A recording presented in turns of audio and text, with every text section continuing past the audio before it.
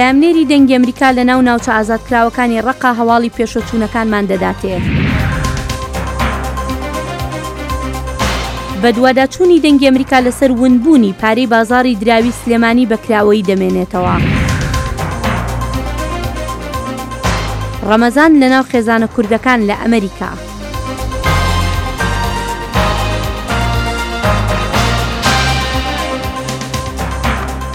سڵاو ئەم کاتتان باش بەخێر بێنەوە بۆ بەرنامەی کورد کۆنێکشن. کورد کۆنێکشن بەرنامەکە دەنگی ئەمریکا ڕۆژێن سێشەم و هەینی ڕاستەوخا لە واشنگتن تێوەشاندن. هەفتە ڕۆژان پشتی ئۆپراسیۆنە ڕزگارکردنا ڕەقا دەست پێکری هێزین سووریا دموکرات کەتنە ناو باژار ji چەند ئالیان و ملیتانên vê komela dewleta îslamî Daeş di nav bajarda kom dibin. Peyamnêrê dengê Amerîka Mahmûd Balî çûye taxên rizgarbûyên bajarê Reqa. Encamên operasyonê ta amadkirina vê raporê ew in. Ji aliyê Rojhilatê Reqê ve şervanên Hesedê taxên meşleb û sîna'a rizgar kirin û pevçûn derbasî nav kolana 22 Şubatê dibin. Herwiha ji aliyê Rojhilat ve taxên Cezra, Sîbahî û Romaniyê bi temamî hatin kontrolkirin û pevçûn di taxa dirêyiyê de didûmin. û ji aliyê Bakurî bajêr ve kargeha Şekir hat rizgarkirin û şervanan di karîbû firqeya hevdan ya leşkerî bixista bin kontrola xwe. اما جزرا خلاص کریه جزرا تمامی رزگار بیا ابس باید تمامی رزگار بیا محل سکینه بارا داخنه و ما رومانی قباندیه رومانی جی اوج تمامی رزگار بیا و درعی جی یعنی بیشن بشکی جی بیتر مستر ما رزگار کریه یعنی اینه که بشکی چوک مایه اما وجی اینها رزگار بکنه. به ایریشن عزمانی و دستکدایینا هیزن کوالیسیونا ناونتوی شروانین هسده جگدارین داعشی د باجار رقا دا تیک دبن. شرواnan diyar kir got firokên koalisyonê gelek çalakin û êrişên xwe zêde kirin. Herwiha çekên got hatin dayîn ji aliyê Amerîka ve rolekî girîng di têkbirina Daişê da dilîzin.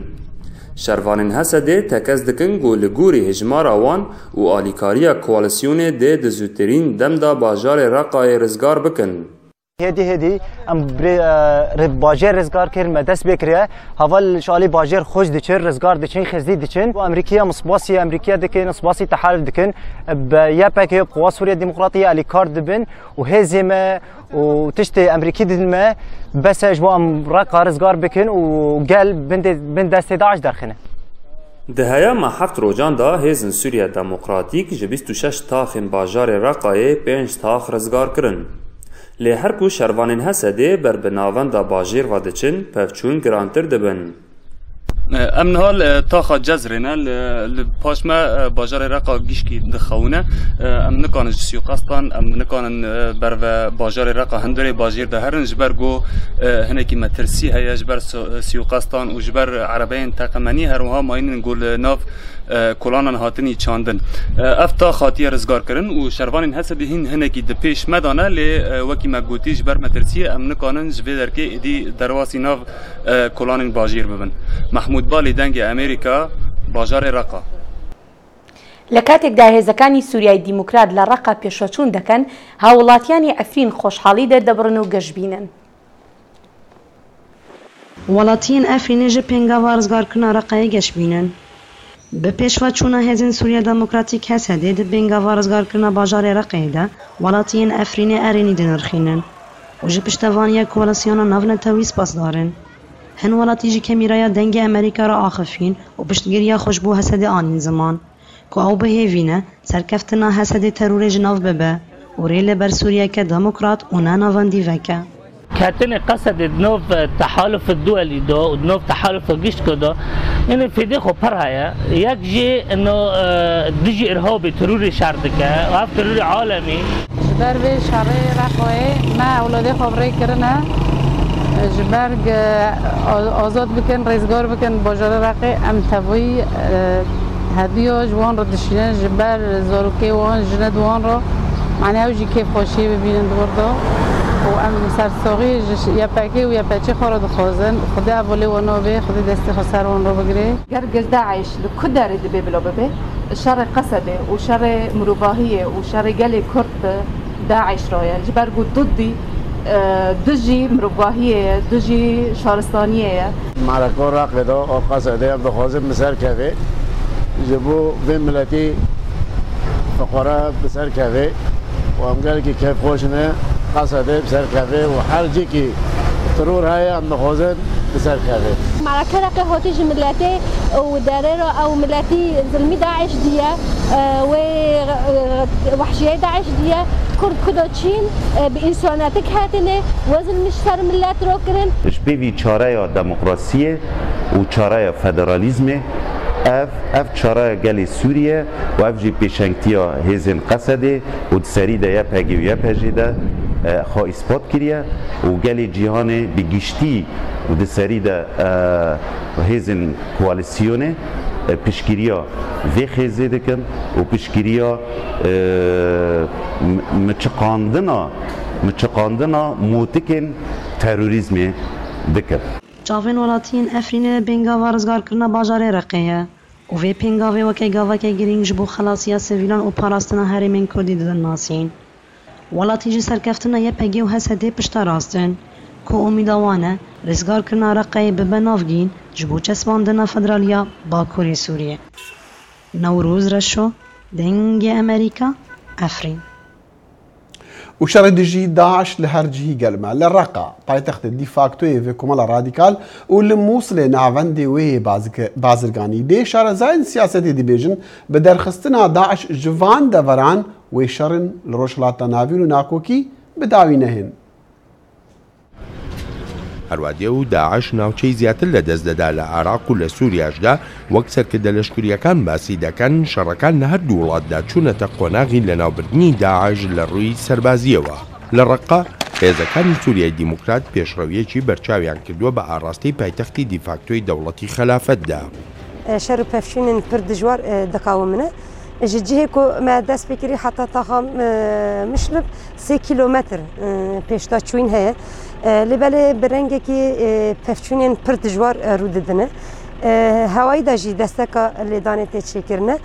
sîyoqast pir zêde tê bikaranîn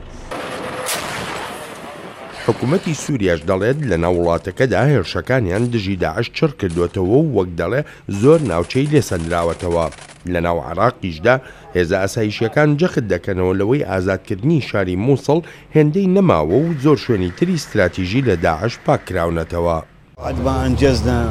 پاشتەوە بوونی ئەرکەکانمان لە زنجیلی ئێستا لە پێشەوەیدان بەرەو بابسنجار دەتوانم بڵێم بابسنجار دووە مۆڵگای داعشە لەم ناوچەیەدا ژمارەیەک باڵەخانەی حکوومەتی لێیە ژمارەیەک خوێنگا و خەوتەنگەی خوێندکارانیش ناوچەیەکی بەرفراوانە داعش لە هەر ناوچەیەکدا بوو بێ پاش چۆڵکردنی نیشانەکانی دڕندایەتی خۆی جێهێشتووە ئەمانە گۆڕی خەڵکی سیڤلن کە داعش کوشتنی تەنها 1-2 ڕۆژ بەر لە جێهێشتنی ناوچەی زنجیلی هیچێک لەوانەی کوژراوە منداڵێکی تەمەن 5 ساڵانە تا ئێستا نزیکەی 50 گۆڕمان بینیوەتەوە لە ناوچەکانی تریش گۆڕی زۆرتر دۆزرانێتەوە هێزە عێراقیەکان لە ڕۆژی دووشەممەوە بە ئاڕاستەی شاری پزیشکی لە ڕۆژاوای مووسڵ دەڕۆنە پێش بەڵام لە دوو گەڕێکی مووسڵی کۆنەوە داعش بەرگریەکی سەرسەختانە دەکات خەڵکی سیڤیل لەو ناوچەیە ئاگاداری شەڕەکانن والله البيت احنا حاصرونا هنا الدواعش عالم خانودا داعش چواردەوری گرتین شەو بەرەوە و هێزە ئاسایشیەکان ڕامان کرد لای ئەو مزگەوتەی ئەو بەرمانەوە بەڵام کە گەڕاینەوە خانۆکە ئاوای لێ هاتبوو ئۆتۆمبیلەکان تێکشکا بوون نازانین بە هێرشی ئاسمانی بووە یان ئۆتۆمبیل تەقاندنەوە پاشەکشەکانی داعش لە ناوچەکانی مووسڵ و لە پرۆسەی ڕزگارکردنی ڕەقەشدا هاوکاتە لەگەڵ قەیرانە ئاڵۆزە سیاسیەکانی وڵاتانی کەندا و وڵاتانی ڕۆژهەڵاتی ناوەڕاستدا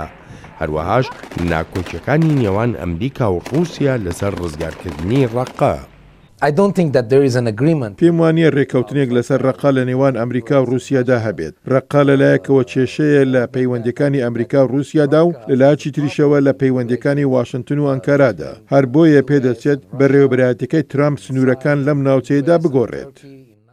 بەڕای چاودێر بەریەککەوتنی بەرژەوەندیەکانی وڵاتان لە سووریادا لە کۆتاییدا بە سوودی سیاسی بۆ ڕژێمی سووریا دەکەوێتەوە let's say, administrations of the Middle East. ئاراستەکانی قەیرانەکانی ڕۆژهەڵاتی ناوەڕاست لە زیادبووندان و ئەمە ژیانی هێزی زیاتر لە ڕووی سیاسیەوە بۆ سووریا بە تایبەتیش کاتێک ئێستا باس لە دانووسەندنی ئاشتی ئەستانە دەکرێت لایانی زیاتر بەشدارن و ئەمەش بارێکی ئەرێنی دەدات بە سووریا. لە ناوبردنی تێرۆریستانی داعش لە عێراق و لە سووریاشدا نابێتە مایی کۆتایی هاتنی بەرژەوەندیەکانی وڵاتان. پێکدادانی ئەم بەرژەوەندیانەش دەشێت هۆکاری جۆرێکی تری ناسەقامگیری بێ لەو ناوچەی جیهاندا. ژمارەیەک خەڵکی زۆر لە کەمپی ئاوارەکانی حەسەن شام نزیک مووسڵ بەهۆی خواردنەوە ژەهراوی بوون. وەزیری تەندروستی عێراقی ڕایگەاندووە کە زیاتر لە 700 کەس ژەهراوی بوون. هەرچەندە میدیاکان ڕایانگەاند 2 کەس بەهۆی ئەم ژەهراوی بوونەوەی گیانیان لەدەستداوە، بەڵام وەزارەتی تەندروستی هەرێمی کوردستان لە ڕاگەیاندنێکدا دەڵێت هیچ کەس نەمردووە. ئەندامێکی پەرلەمانی عێراقی کە سەردانی کەمپەکەی کردووە و تەلەڤیزیۆنی عەرەبستانی سعودیەش ڕێکخراوێکی خێرخوازی قەتەری تاوانبار دەکەن و هەتا ئێستاش ڕێکخراوەکە لەو بارەیەوە لێدوانی نەداوە. لێرە لە ئەمریکا ئیرۆ پشتی نیڤرە وەزیرێ دادیە ئەمریکی جەف سەشن وێ بەرسڤا پرسیارên panêleka civata sînatorên Amerîkî bide sebaret têkeliyên wî digal balyozê Rûsî û herwesa rolê wî di derxistina birêveberê FBI da li Kongresê Rastexwe Aram Açar bi me Aram çi behse ye? Belê dexîl wekî hûn zanî îro axaftinek Wezîrê Dadê Amerîka Jeff Sessions axaftinek li pêş senatorên Amerîkî û em jî niha avahiyên ofîsên senatora dane û bi taybetî gomanên di derbara rola Rûsya di ser hilbijartina Amerîka ya serokatiyê çawa ye û ev ê nîqaşkirin û wekî tê zanin ku yanî ez dixwazim roniyê pişkê bînim ser babetê ji ber temaşevanên me ve ev çendîn kesin di vê de axaftinê pêş senatora dikin li ber gomanên di derbara rola Rûsyayê de û yek ji van wekî tê zanin serokê FBI Comey bû û Comey ji aliyê Trump ve ji karê xwatî bû dûrxistin û Trump ji di daxuyanîkiya xwe de gotî bi Comey di lêkolînên di derbara rola Rûsya li ser hilbijartina Amerîka gelek ne baş neaniye cih ji ber wê ji aliyê ve hatiye kardûrxistin û Comey ji axaftinek li vir kiriye pîşiya heftikê û wê got vê tiştê yanî welê çekir lêkolînên me davê kir helvesta Trump û bi taybetî îro Sessions yel vê de axaftina xwe pêk bîne û wekî tê zanin ku Sessions du cara wekî gure raporteyên FBI du cara bi balyozê Rûsî ve hatî bû bahev lêbelê û Jeff Sessions ev red kirîbû. Ev ji gomanan mazintir dike. Aram em dizanin mesela derxistina birêveberê berê FBI wekî tê jî behs kirî Comey wî jî li Kongresê berî çend rojan gotin hebû lê mesela rûniştina îroya Sessions peywendî heye bi mesela yani wî dest hebû di mesela derxistina birêveberê FBI da? Belê belê peywendikiya bi her duyara heye û ew axaftina yani çima Comey ji kar hatiye dûxistin gela rola Jeff Sessions di vê derbarê de çi bû ev jî ên nîqaşkirin çimgo dema Trump ew Comey ji kar dûrxistin Jeff Sessions jî ew awadî ew îmza kir yanî. Yani ew jî agehdar bû ku mesela derxistina FBI helbeta li ser meselên peywendiyên alîkarên Donald Trump serokê Amerîkî li demê kampêna hilbijartina bû digal Rûsya. Aram Acar ji Kongresê digal dengê Amerîka bû spas Aram. Serçever. بەڵێ پاش پێداچوونەوەکانی دەنگی ئەمریکا لەسەر ونبوونی پارەی خەڵک لە بازاڕی دراوی سلێمانی داواکاری گشتی سلێمانی دانی پێداناوە کە دەڵێت لەوێوە حواڵەکردنی سەدان ملیۆن دۆلار تۆمار کراوە. داواکاری گشتی سلەیمانی لەسەر ناردنە دەرەوە و دیارنەمانی بڕی 980 میلیۆن دۆلارەکەی شاری سلەیمانی ئاماژە بە هەنگاوەکانی بەدواداچوونیان دەکات. سەبارەت بەو پەڕاوی لێکۆڵینەوەیە چەند تۆمەتبارێکی تیایە و ئیسا دادگا بەردەوامە لە لێکۆڵینەوە لەو کەیسا و ئێمە ژۆکو داواکاری گشتی ئەرکی ئێمەیە کە چاودێری بڕیارەکانی دادگا بکەین و ئەگەر بڕیارێک دەرچوو بە شێوەیە کە لەگەڵ قەناعەتی ئێمایەکی نەگرتەوە بە قەناعەتی ئێمە بڕیارەکەی ئاسایی نەبوو ئەو کاتە بۆ مانێ تاعن لەو بڕیارانە بین ئەمە کاری داواکاری گشتیە لەو پەڕاوە ڕەنگ بێ هاوڵاتیان زانیارێکی وردیان نەبێت دەربارەی ئەرکوکاری داواکاری گشتی چییە بۆیە ئێمە بە پێویستی زانین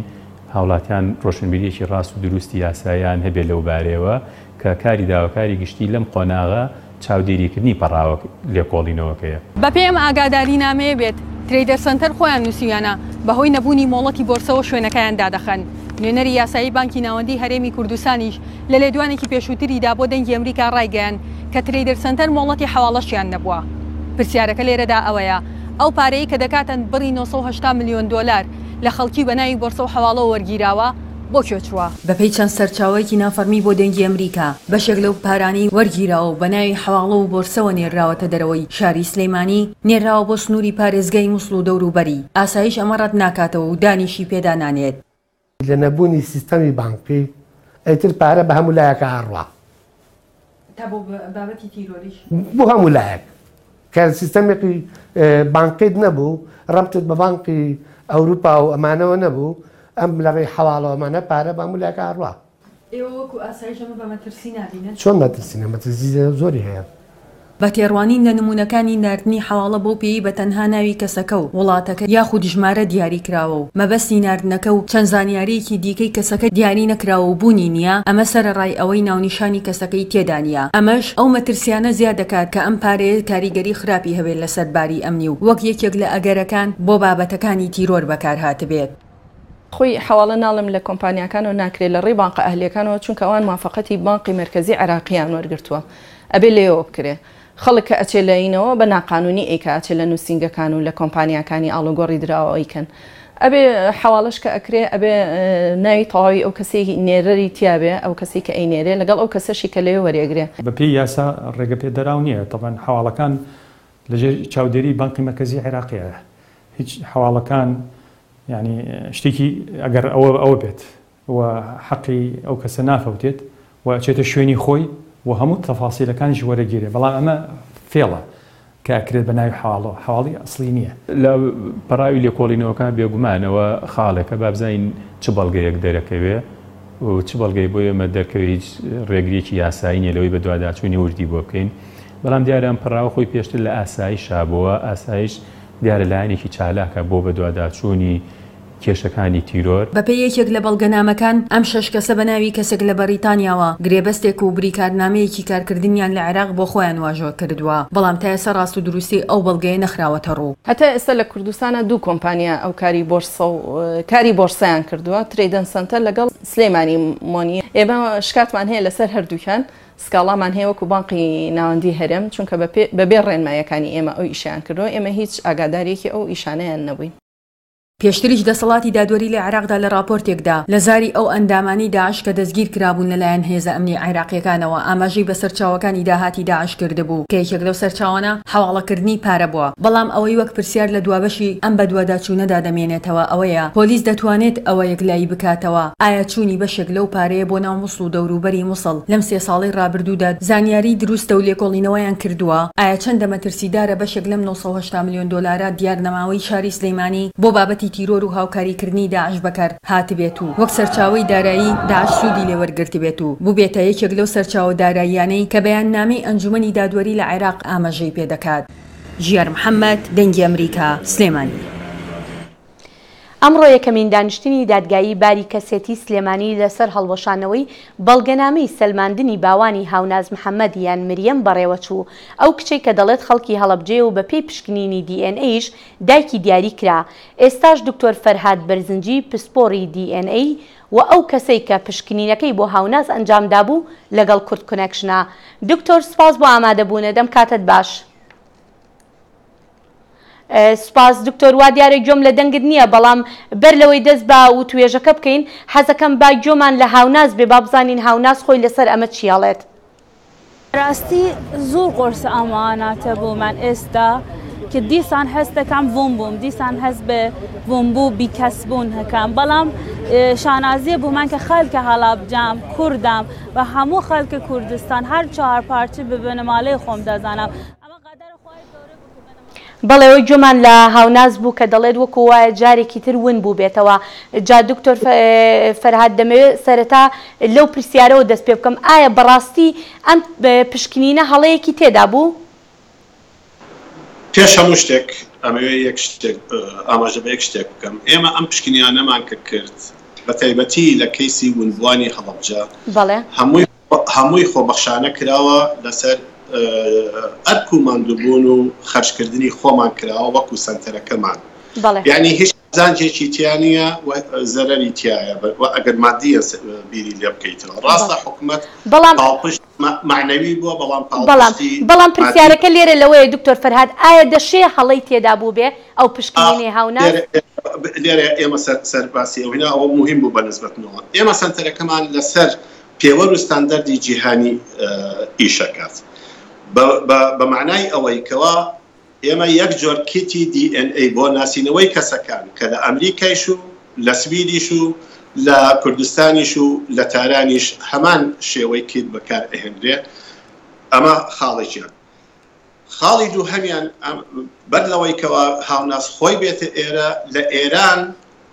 پشکنینی DNA کردبوو ئەو نەتیجەیەمان بۆ هات بۆ ئێرە کە هات بۆ ئێرە ئێمە داوامان کردمان ئێمە سامپڵی خۆیمان ئەوێ خۆی ئامادە بێ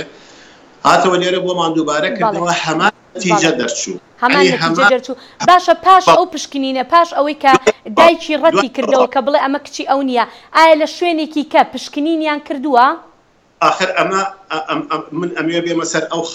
خاڵە ئەگەر مەجالم بدەیت فەرموو بەڵام زۆر بە کورتی تکایە دو شخصە مەریەم و دایکی هەردووچیان هاتن لێرە ئێمە سامپڵمان لێ وەرگرتن بۆ پشکنین سامپڵمان بۆ نەهاتووە لە ڕێگە تێک درابێ ینی گۆڕابێ باهینێکی کە ئەگەر لە شوێنێکی کە کرابێت چکەم ئەوە هەڵا لەو حاڵەتەیە ئەکرێ سامپڵەکان بگۆڕێن بەڵام ئێمە خۆمان سامپڵمان لێرەوە وەرگرتووە لەبەر چ هۆکارەکەی ئێستا کە هۆکارەکەی ئەبێت چی بێ ئایا هیچ شتێکی سیاسی یاخود کۆمەڵایەتی لە پشتە؟ ئەوان ئێمە ناتوانین وەڵامی ئەوە بدەینەوەی کێشەی کۆمەڵایەتی بەڵام بە دڵنیاییەوە من ئەتوانم ئەوە پێ بڵم 27 ساڵ کاتێکە هاوناس مەریەم ناسرایەوە بە هاوناس 27 ساڵ بوو و ئێستا وا ئەبێتە 30 ساڵ تۆ 27 ساڵ ئەم کچە لە کلتورێکی کە زمانێکی کە مەزهەبێکی دینی تر وا بە ئاسانی ناتوانانی بڵێ ئەمە دایکتە ئەمە براتە ئەمە خوشکتە ئەمە کەس و کەواتە پێ وایە هۆکاری کۆمەڵایەتی لە پشتا بەڵێ دکتۆر فەرهاد بەزنجی زۆر سپاس دەکەین بۆ ئەم دەرفەتە ببوورە ماوەکەمان هەرەوەندە بوو سپاس بۆ بەڕێزیشتان زۆر سپاس زۆر سپاس حافیز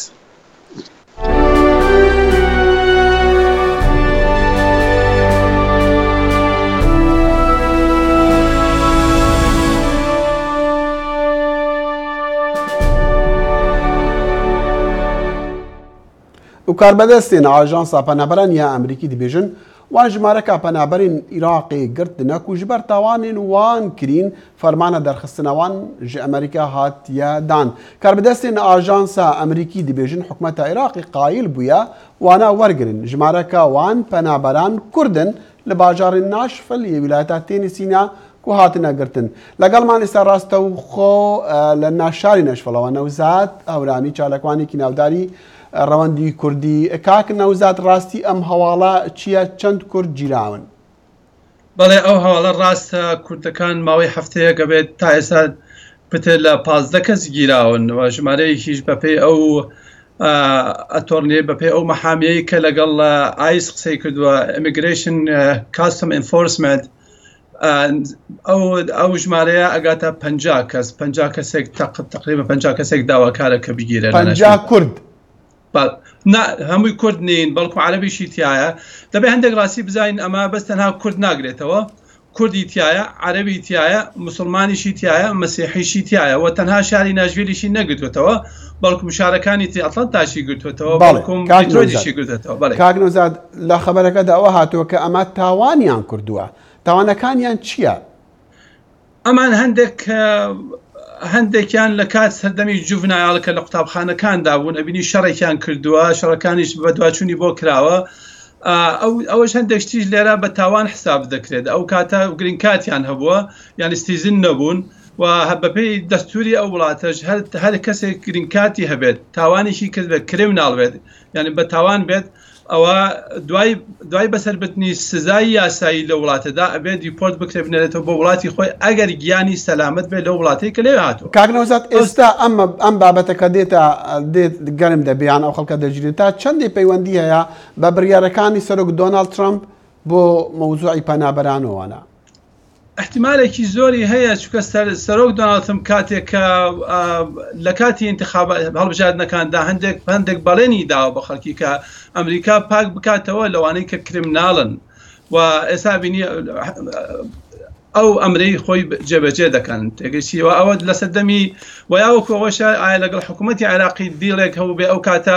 کاتی بڵێن سەردەمی ئۆباما بوو ئەو کاتە حکوومەتی عێراقی وەری نەگرتووە ئێستا حکوومەتی عێراقی دەڵێ من ئەو کەسانی وەردەگرمەوە. بەڵێ باشە کوردەکان یان ڕەوەندی کوردی لە ناشفێڵ کە ڕەوەندێکی زۆر گەورەیە چۆن وەڵامی ئەم هەواڵە چۆن وەرەگرتووە وەڵامەکەی چییە؟ ئەم هەواڵە کە یەکەم جار دەستیان کردە لە سنتەی سەلاحەدین کە هەندێک خەڵک پەیوەندی پێوە کردین کە هەندێک ڕۆشنە سەر هەندێک ماڵان گیراون هەندێک چالاکوانی تریشمان هەیە دادە دروست هەیە دادە کەسەر هەیە و لەگەڵ هەندێک ڕێکخراوەکانی ئەمریکی وەکو ACLU ئەمریکان سیڤڵ لیبرتی یونیەن پەیوەندی کراوە پەیوەندیمان لەگەڵا کردووە شتەکان ڕاست کردوێتەوە چون لەگەڵ ئایس قسەیان لەگەڵا کردون پۆلیسی هجرە قسەیان لەگەڵا کردوون بەڵێ ئەم شتانە ڕاستە هەندێک لەلای ئەوان گیراون لەگەڵای ئەوەشتا لەمان بۆ خۆم پەیوەندیم لەگەڵ پۆلیسی کردووە لەگەڵ ئۆفیسی مەیاری ناژوێری کردووە لەگەڵ دیپارتمنت ئۆف هۆملاند سکیۆریتی DHS کردووە هەموو لەوەی داڵن کە ئەمە دەستورێکی دادگایە و بەستەنها کوردیش ناگرێتەوە بەڵام کاکنۆزە زۆر سوپاس بەڵام پرسیارێکەوەیە بۆ گەنجی کورد ڕوو بکە تاوان بەتایبەت لە ئەمریکا نەوزات هەورامی چالاکوانی کورد لە ناشفڵ لەگەڵ ئێمە بوو زۆر سوپاس. وەکو هەموو موسڵمانانی جیهان کوردە موسڵمانەکانی ئەمریکاش لەم مانگی ڕەمەزانەدا ڕۆژی خۆیان دەگرن هەرچەندە لەم راپۆرتەدا باز لە کێشە و گرفتەکانیش دەکەن.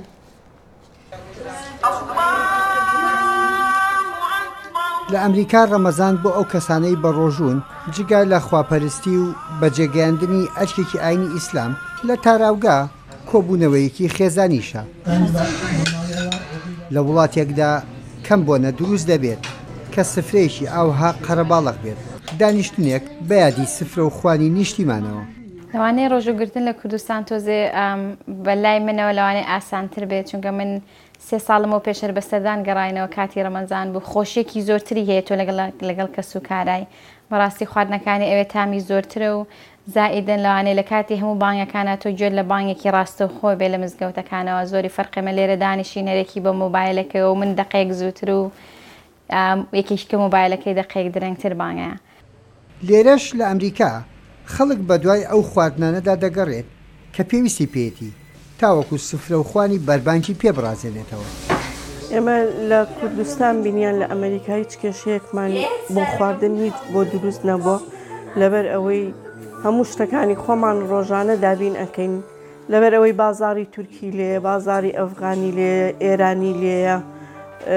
لە شوێنە عەرەبیەکان شتەکانی خۆمان ڕۆژانە ئەکڕین و هەروەکو دەستور و نەریتی خۆمان چۆن لە کوردستان کردومانە لێرەش هەمان شت ئەکەین خواردنەکان. بەگشتی لە ئەمریکا ڕۆژانە کارکردن 8 سەعاتە لە ڕەمەزانیش گۆڕان بەسەر ئەو کاتەدا نایەت لە وڵاتێکی زۆرینە کریستیان بەڵام تا ڕادەیەک ڕەچاوی ئەوەژەکرێت. لەو بڕوایم ئێستا من کە لە هەرسمبۆرگ ڤیرجینیا دانیشم لە شارەکەی من 1-2 شوێن مەجای ئەویان ناوە ئەوژ لەبەرەوەی عەدەدێکی زۆری موسڵمانیان لایە لەوانەیە لەبەرەوەی ئیشیان پێ بێخاتریان بگرن لەو کاتانە یارمەتیان بن. زۆر جار ئەوە دەوترێت کەسی ڕۆژوان حەزی بە خواردنی جیاوازە سەرڕای ئەوەی ڕەنگە ئەم سفرە و خوانە لە هەموو شوێنێ بۆ خەڵکی کورد نەلوێ. یحیا بەرزنجی دەنگی ئەمریکا شاری هەرسنبەرگ لە ویلایەتی ڤیرجینیا. و ده ڕۆژنەمەڤانە کورد و سەردەویستکارە گۆڤارە ژینها زەهرە دوکان دەما ji Amedê beref Mêrdînê diçû ji aliyê hêzên ew li hêva hata girtin. Zehra tawanbare ber çalakiyên wê li ser mîdya civakî û propagandayê ji rêxistiyeka terorîstî ra wê par wêneyek artêşê یا تورکیا د نافتاخین وێرانکردی نسی بینێدا وەشاندبوو سەر میدیا جواکی. بەڵێ خۆشەویستان لێرەشدا دینە کۆتایی بەرنامەکە هەر شاد و بەختەوەربن. خداحافظ.